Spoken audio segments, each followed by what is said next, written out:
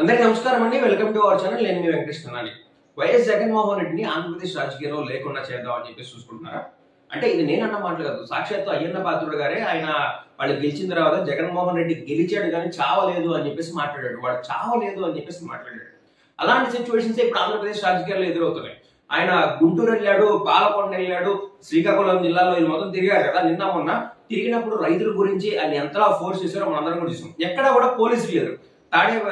ఆయన ఉండే తాడేపల్లి దగ్గర నుంచి కూడా ఇక్కడ వరకు కూడా ఆ విషయాల వరకు కూడా పోలీసులు లేరు. అక్కడ ఉన్న ప్రజలు కానివ్వండి వాళ్ళ యొక్క అభిమానంతో ఆయన రక్షించకుండా ఆయన ప్రైవేట్ సెక్యూరిటీ ఇదే ఉంది తప్పించి ఎవరు కూడా పోలీసులు లేరు, జెడ్ ప్లస్ సెక్యూరిటీ లేదు, ఎవరు లేరు. జగన్మోహన్ రెడ్డి అనేవాడు ఒక్కడు కనుక ఆంధ్రప్రదేశ్ రాజకీయాల్లో ఇక్కడ నుంచి కనుక లేకపోతే అధికార పక్షాన్ని క్వశ్చన్ చేసేవాడు ఉన్నాడు.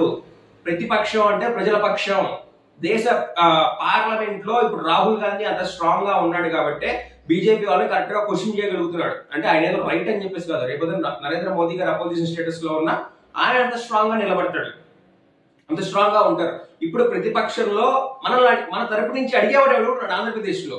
జగన్మోహన్ రెడ్డి అనేవాడు ఒక్కడు లేకపోతే క్వశ్చన్ చేసేవాడిని ఎవడున్నాడు? జగన్మోహన్ రెడ్డి వచ్చి మిర్చి యాడ్ లో అడుగు పెట్టిన దాకా కూడా మన చంద్రబాబు నాయుడు గారికి మిర్చి రైతుల గురించి తెలియదా?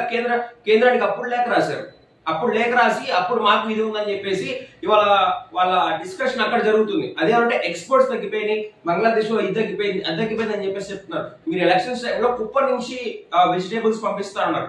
విజనరీ కదా మీరు, స్టాండ్ఫోర్డ్ కదా మీది.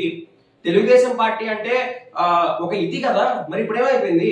లెటర్ లో చంద్రబాబు నాయుడు గారు రాసిన లెటర్ లో ఏమని రాశారంటే ఏమన్నా 2022 నుంచి కూడా 2024 వరకు కూడా మిర్చి ధర 20,000 పైనే, 20,000, 22,000 కొన్ని అందులో టాప్ రకం క్వాలిటీ అయితే 27,000 కూడా పలికింది. మంచి రకం క్వాలిటీ, మంచి రకం కాదు. ఇవాళ అదే మిర్చి ధర కింటా వచ్చేసి 13,000, 10,000, 11,000 పలుకుతుంది. Some products that have been procured, but most of the products are not being procured. So, say for example, in my district, there's a chili production chili cultivation that has happened, sir. But the problem is that is not in the procurement list. So the request from our farmers' side is, can you include? They won't ask every year, but maybe it happens once every 10 years, once every 8 years, sir. So when the prices really go down, we should have some sort of a mechanism, some sort of a special fund, so that the central government and as well state government can intervene and stabilize the prices, sir. So this is the third ask from the farmers, sir. మిర్చి సమస్యపై TDP అంట అసలు జగన్మోహన్ రెడ్డి వచ్చేంత వరకు కూడా మిర్చి సమస్య తెలియదు, ధాన్యం సమస్య తెలియదు, కర్నూలు సమస్య తెలియదు, రాగుల సమస్య తెలియదు, మినుముల సంగతి తెలియదు, ఏది తెలియదు మనకి. జగన్మోహన్ రెడ్డి గారు వచ్చి చేసే అంతవరకు కూడా మీరు లెటర్ రాయడం దీనికని చెప్పేసి అసలు ప్రభుత్వం కల్పించాలి కదా ఫండ్. జగన్మోహన్ రెడ్డి వీటికని చెప్పేసి స్టెబిలిటీ ఫండ్ ఒకటి పెట్టుకునేవాడు పక్కన. ఎప్పుడన్నా మనకి ఇది తగ్గిపోతే దానికి మన స్టెబిలిటీ ఫండ్ కింద రైతులకు ఇవ్వాలి అని చెప్పేసి. ఈ రోజున కింటాకి 10,000 తగ్గిపోతుందంటే ఎకరానికి ఒక 10 క్వింటాలు పండి అనుకుంటే 10 క్వింటాలు ఇంటూ లక్ష. మిర్చి రైతుల్లో కూలోళ్ళు తీసుకొస్తారు. ఒక ఎకరానికి కూలోళ్ళు పోయడానికి ఎకరానికి కాదు, ఒక్కొక్కరికి 350 రూపాయలు, 500 వరకు కూడా కూలు ఉన్నాయి. ఒక 10 మందికి వస్తే ఒక కింటా అయింది. ఒక 10 మందికి వస్తే సాయంత్రానికి ఒక 10 మందికి వస్తే కింటా అంటే 100 కిలోలు మిర్చి కావాలి. మిర్చి అసలు ఎట్లా వస్తారు మన అందరికీ కూడా తెలుసు. ఇట్లాంటి ఎంత చేసుకోవాలి రైతు? కూలోళ్ళకి ఇవ్వాలా లేకపోతే వీళ్ళందరికీ ఇవ్వాలా? ఏమని చేయాలి? ఈ ప్రభుత్వానికి అది పట్టదు. జగన్మోహన్ రెడ్డి సెక్యూరిటీ ఇష్యూ అడుగుతుంటేనేమో మేము మిర్చి సమస్య పైన మాట్లాడడం, మీరు సెక్యూరిటీ కల్పించరా అంటే ఆయన సెక్యూరిటీ కల్పించుకోకుండా ప్రమాదం ఏదైనా జరిగిపోతే ఓకే అని చెప్పేసి అనుకుంటున్నారా?